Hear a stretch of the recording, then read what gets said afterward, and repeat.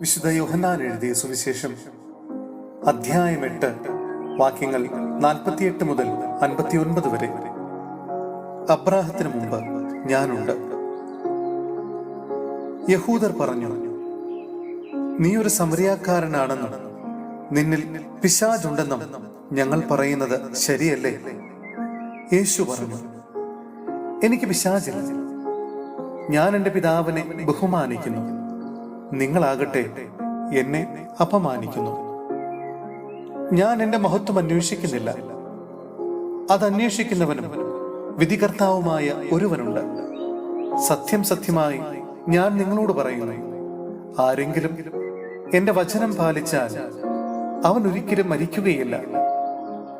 യഹൂദർ പറഞ്ഞു, നിനക്ക് പിശാചുണ്ടെന്ന് ഇപ്പോൾ ഞങ്ങൾക്ക് വ്യക്തമായിരിക്കുന്നു.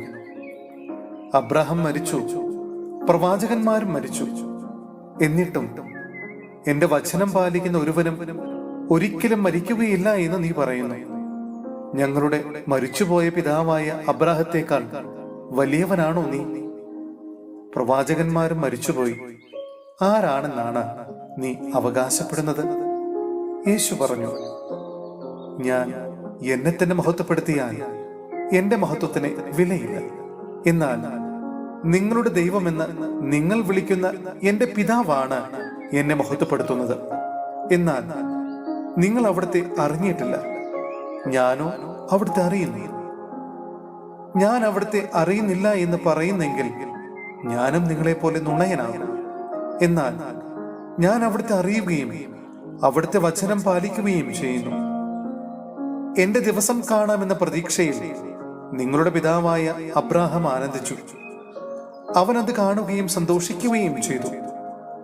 അപ്പോൾ യഹൂദർ പറഞ്ഞു, നിനക്കിനിയും 50 വയസ്സായിട്ടില്ല, എന്നിട്ടും നീ അബ്രാഹത്തെ കണ്ടുവെന്നോ? യേശു പറഞ്ഞു, സത്യം സത്യമായി ഞാൻ നിങ്ങളോട് പറയുന്നു, അബ്രാഹാം ഉണ്ടാകുന്നതിന് മുമ്പ് ഞാനുണ്ട്. അപ്പോൾ അവർ അവനെ എറിയാൻ കല്ലുകൾ എടുത്തു. എന്നാൽ യേശു അവരിൽ നിന്ന് മറഞ്ഞ് ദേവാലയത്തിൽ നിന്ന് പുറത്തുപോയി. സഹോദരരെ, വിശുദ്ധ പൗലോസ്ലിഹ കൊറിന്ത്യോസിലെ സഭയ്ക്ക് എഴുതിയ 1-ാം ലേഖനം അധ്യായം 14 വാക്യങ്ങൾ 13 മുതൽ 19 വരെ പ്രവചനപരവും ഭാഷാപരവും. അതിനാൽ ഭാഷാപരത്തോട് സംസാരിക്കുന്നവൻ വ്യാഖ്യാനത്തിനുള്ള കഴിവനായി പ്രാർത്ഥിക്കണം.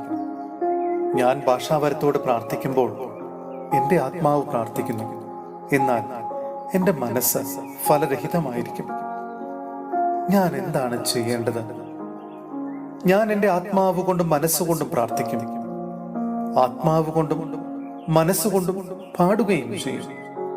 നേരെ മറിച്ച് നീ ആത്മാവ് കൊണ്ട് മാത്രം സ്തോത്രം ചെയ്താൽ നിന്റെ വാക്കുകൾ ഗ്രഹിക്കാൻ ത്രാണിയില്ലാത്ത അന്യൻ നിന്റെ കൃതജ്ഞതാ സ്തോത്രത്തിന് എങ്ങനെ ആമേൻ പറയും? നീ ഉചിതമായി കൃതജ്ഞത അർപ്പിക്കുന്നുണ്ടായിരിക്കാം, എന്നാൽ അപരനെ അത് പരിപോഷകമാകുന്നില്ല. നിങ്ങൾ എല്ലാവരെയും കൂടുതലായി ഞാൻ ഭാഷാപരത്തോടെ സംസാരിക്കുന്നുണ്ട് എന്നതിൽ ഞാൻ ദൈവത്തിന് നന്ദി പറയുന്നു. എങ്കിലും സഭയിൽ 10,000 വാക്കുകൾ ഭാഷാപരത്തിൽ സംസാരിക്കുന്നതിനേക്കാൾ ഞാൻ ഇഷ്ടപ്പെടുന്നത് മറ്റുള്ളവരെ പ്രബോധിപ്പിക്കുന്നതിനെ 5 വാക്കുകൾ ബോധപൂർവം സംസാരിക്കുന്നതാണ്.